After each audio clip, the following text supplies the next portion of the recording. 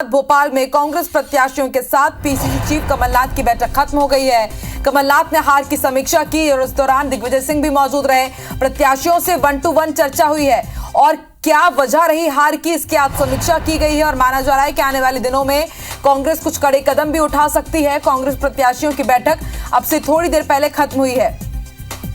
तमाम 230 था जो मीटिंग हुई है उसकी तस्वीरें हम आपको दिखा रहे हैं। आप देख रहे हैं मध्य प्रदेश के अलग अलग विधानसभा क्षेत्रों के हारे हुए प्रत्याशी, जीते हुए विधायक इस बैठक में शामिल हुए। पूर्व नेता प्रतिपक्ष गोपाल सिंह भी यहां मौजूद रहे, कमलनाथ भी मौजूद रहे, दिग्विजय सिंह भी इस बैठक में शामिल हुए। और सीधे रुक कर लेते हैं भोपाल का। हमारे सहयोगी नवीन सिंह इस वक्त लाइव जुड़े हुए हैं। नवीन, कांग्रेस की प्रत्याशियों के साथ बैठक खत्म हो चुकी है, लेकिन इस पर क्या मंथन हुआ है? आगामी रणनीति अब कांग्रेस की क्या रहेगी? और एक बड़ा सवाल ये कि जो हार की वजह रही है उसके बाद क्या कोई बड़ा एक्शन भी पार्टी ले सकती है?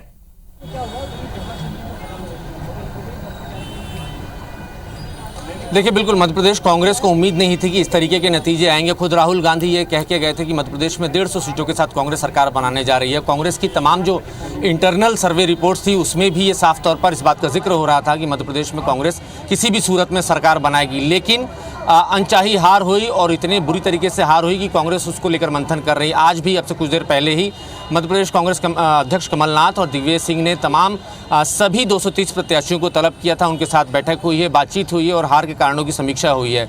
इन सब चीज़ों में एक बात कॉमन है कि कांग्रेस पार्टी के ज़्यादातर हारे हुए प्रत्याशी ये दावा कर रहे हैं कि मध्य प्रदेश में ईवीएम में गड़बड़ी की वजह से चुनावों में उनकी हार हुई है। मेरे साथ रश्मि सिंह हैं, नागौद से कैंडिडेट थी कांग्रेस की, इनसे बात कर लेते हैं। मैडम, हार की समीक्षा हुई है, क्या मंथन हुआ, क्या निकल कर आया कि हार की असल वजह क्या रही?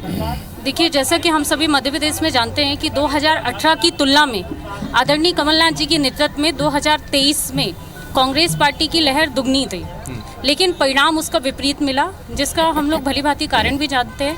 मैं अपनी विधानसभा की बात करूं तो कहीं ना कहीं प्रशासनिक तंत्र और मशीनरी तंत्र ने कहीं ना कहीं कांग्रेस पार्टी को कमज़ोर किया, क्योंकि समय समय पर हमने चुनाव आयोग में शिकायत की कई चीज़ों को लेके, तो प्रशासनिक तंत्र द्वारा कहीं ना कहीं कोई मदद नहीं की गई। चुनाव आयोग द्वारा पूरी तरह से निष्क्रिय रहा और साथ ही साथ मशीनरी तंत्र में की भी बात हम करें ईवीएम मशीन को लेके, तो कई ऐसी पेटियाँ थी, ईवीएम मशीन थी कि जिसमें जो नंबर थे वो चेंज थे। हमने आवेदन भी किया, शिकायत भी की, लेकिन हमको जवाब कहीं पे भी स्पष्ट प्रशासन द्वारा नहीं मिला। बीजेपी ये कह रही है कि लाडली बहना फैक्टर चला है। आप भी महिला हैं, आपके क्षेत्र में भी महिला वोटर रही होंगी। क्या लगता है आपको, क्या वाकई लाडली बहना का जो है वो जादू चला है वहाँ पर? मैं सिर्फ यही कहना चाहूँगी कि लाडली बहना तो छत्तीसगढ़ में नहीं थी, राजस्थान में नहीं थी, और मैंने खुद अपनी नागौद विधानसभा में एग्जाम्पल के लिए आपसे कहूं कि लाडली बहना की सभी महिलाओं को पर्सनल फ़ोन किया गया था और उनसे राय ली गई थी। उनका यही कहना था कि इस बार हम बदलाव करेंगे, क्योंकि आने वाले समय में यही कांग्रेस हमको 1500 देगी और 500 का सिलेंडर देगी। और लड़ाई सिर्फ लाडली बहना की नहीं थी, लड़ाई महंगाई की थी, बेरोजगारी की थी और भ्रष्टाचारी की थी और किसानों और युवाओं की लड़ाई थी। और इस लड़ाई में जो संख्या ज़्यादा है, तो कहीं ना कहीं जो बहनों के परिणाम आने चाहिए वो कांग्रेस पार्टी के प्रति थे। मैं ये नहीं कहती उसका भीतर घातियों ने भी नुकसान पहुंचाया आप लोगों को?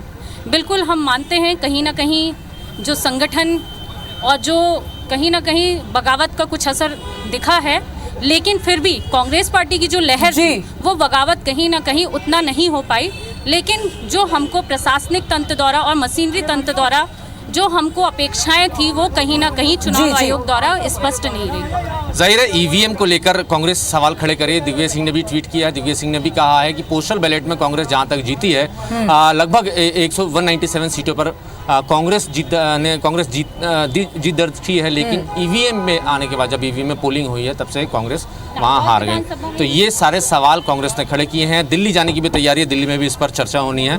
मैं कुछ और लोगों से बातचीत करने की कोशिश करता हूँ। ठीक है नवीन, आप बात कीजिएगा, ताजा अपडेट आपसे लेते रहेंगे। और देखिए किस तरह से अब जो कयास लगा रही थी बीजेपी की, अगर कांग्रेस हारती है तो वो हार का ठीकरा कुछ फोड़ेगी ईवीएम के ऊपर। और देखिए आज की इस बैठक, उसमें जैसा कि नागौद से जो प्रत्याशी थी रश्मि सिंह, वो भी यही कह रही थी कि हार की समीक्षा की है और उन्हें लगता है कहीं ना कहीं कि ईवीएम में गड़बड़ी हुई है और इस कारण कांग्रेस को इतनी बड़ी हार मिली है।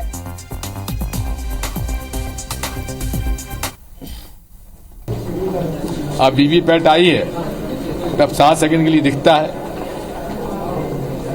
हमारे हाथ में क्यों नहीं मिलता वो बैलेट पेपर? जो वीवीपैट स्लिप गिरती है डब्बे में हमारे हाथ में दे दें।